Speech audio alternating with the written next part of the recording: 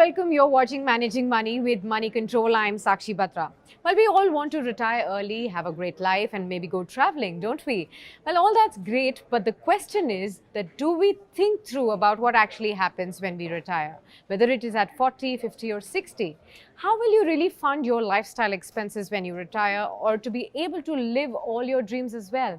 Well, that's exactly what we are going to discuss in this week's episode. Joining me to share his insights and tips on how can we all retire rich is Mr. Tanveer Alam. He's the founder and CEO of Fincart.com. Thanks a lot, Mr. Alam. Thank you, and Sakshi. thank you very much for joining us to speak about this very, very important and critical topic that we all have. People when they're young, they usually don't think about retirement, really. So, but what do you think? Should they really think about retirement at an early age? Should they start planning well in advance about retirement? Yeah, in fact, this is one of the most common thing or a mistake that the youngsters do. Yeah. They tend to procrastinate goals that they don't see in the near future. Perhaps this era focuses more on instant gratification rather than delayed gratification. And precisely the reason why this particular goal gets completely out of the radar. Yeah. But having said that, this is one of the most important goals that one needs to have. And for two reasons. One, given the consumption attitude that the current generation has, they would need more and more money. Yeah. Not only the normal headline inflation that goes up, but also the lifestyle inflation that we carry with ourselves Yes. is also a very, very important factor that makes retirement planning to be planned well in advance. The reason I'm saying that is, for example, if you invested just about 10,000 rupees a month, Yeah. and you start from the age of say about 25 or 30, and you invest for 20, 30 years, that same amount of money, 10,000 rupees a month, in 1 year you will save say 1.2 lakh, in 20 years would have been about 24 lakh rupees. But that 24 lakh would approximately account to 2 crore rupees when they go 2020 Exactly. down the line. Absolutely. So a small amount of saving in this area can help them retire in a more comfortable and the lifestyle that they want. Absolutely. Now, to understand this better, I just wanted to understand, assume that a person is 30 today and say the retirement will happen at the age of 60. You still have about 30 years at your hand. How much money would I need at the age of 60? What is the kind of corpus that I need to be prepared for to be able to retire comfortably at the age of 60? See, if your current expenditures assume at the age of 30 is only 1 lakh rupees, and we assume an inflation of just 6%, Yeah.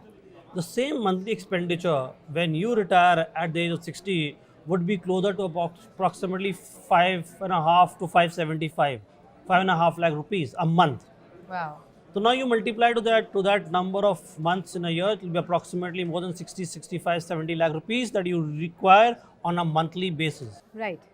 How do I begin to invest, and how much money do I need to invest per month to be able to achieve that kind of corpus?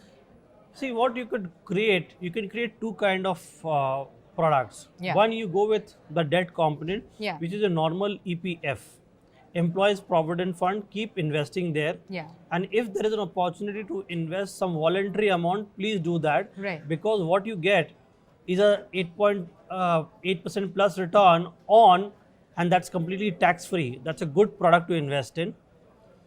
You should look at also participating to create long-term wealth by investing in a good equity fund which creates wealth over a very long-term period. Right. So this can create a good combination of product. Now, further to add to that, you can use some tax-saving products also to ensure that you save tax and also create wealth. Okay. So like a PPF is also a good option to invest in. The new pension scheme, both beyond that 1.5 lakh rupees that you can invest on an individual capacity. If you have a chance or your company runs a corporate NPS, that's also a good way of actually participating and creating your long-term retirement corpus through the corporate NPS route. Absolutely. And how much do I need to invest per month to be able to achieve that kind of a goal? See, if you want to create a corpus about 5 crore rupees, And if you just start small by investing 10,000 rupees and keep adding even a thousand, 2,000 rupees every year additionally, Right. I think you should be able to get to your target of 5-6 crores over a 30-year period. Right. What about investment-oriented insurance policies? What do you have to say to that? Okay, so there are two kind of investment-oriented insurance policies. There was a earlier high-cost ULIP. So there are high-cost ULIP which was there, and there are traditional insurance, the endowment money-back policies. Yeah. So the endowment money-back policies are too expensive a policy. It does not make sense. Okay. So typically it's a fixed income investment coupled with a lot of charge that dilutes the return of the product. Right. So endowment and money back are not good products to be in. Yeah. Now, if within the ULIP category, which is market linked, the new age ULIP, Yeah. you should look at for four charges, which typically are ULIP charges: sure. premium allocation, policy administration, the mortality, and fund management charges. The good ULIP that you should look at will not have a premium allocation charge. The premium allocation will be zero. The policy administration charge will be zero. All they will charge is for mortality, the insurance cover that they give, and a modest 1.35% charge on fund management, which is capped by IRDA. Absolutely. If these charges are there, these two charges are there, then that ULIP or investment product is good. Absolutely. But if I were to just compare the traditional methods of investments where more people, invest, that is probably in a fixed deposit.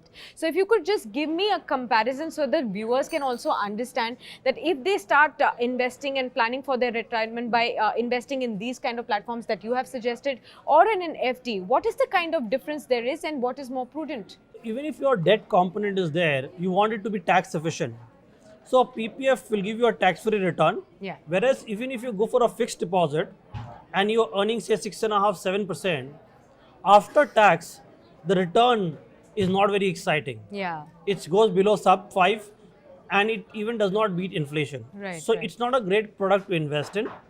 However, if you are not in a tax paying bracket, then you can look at that particular option. Absolutely. In the end, I just wanted to ask you about how, say for example, if we talk about annuity programs, say there are people who have already retired at the age of 60. Now they've already accumulated the kind of money they have this savings with them. How do they get a consistent, income out of that saving now? What are the options if you could run us through them? Okay. Retirement planning has two parts, the accumulation phase and the distribution phase. Now, since you're talking about the distribution phase, let me break one common myth.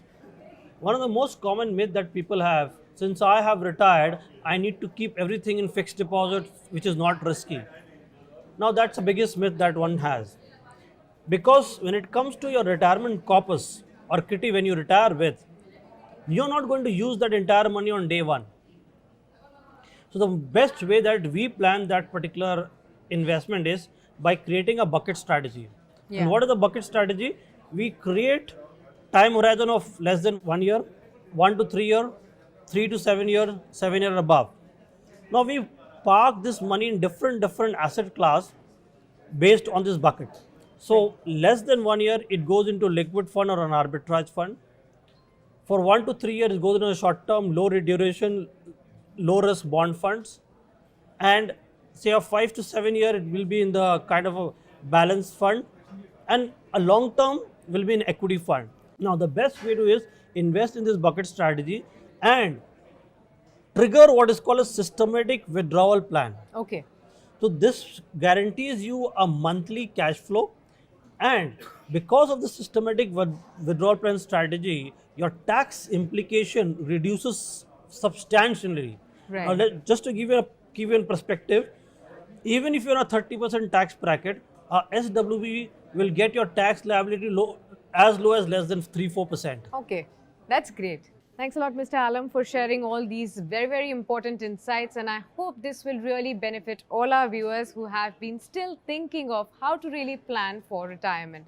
With that, it's a wrap here. Do write into us with your feedback, questions, and comments on moneycontrolpf@nw18.com. Many thanks for watching.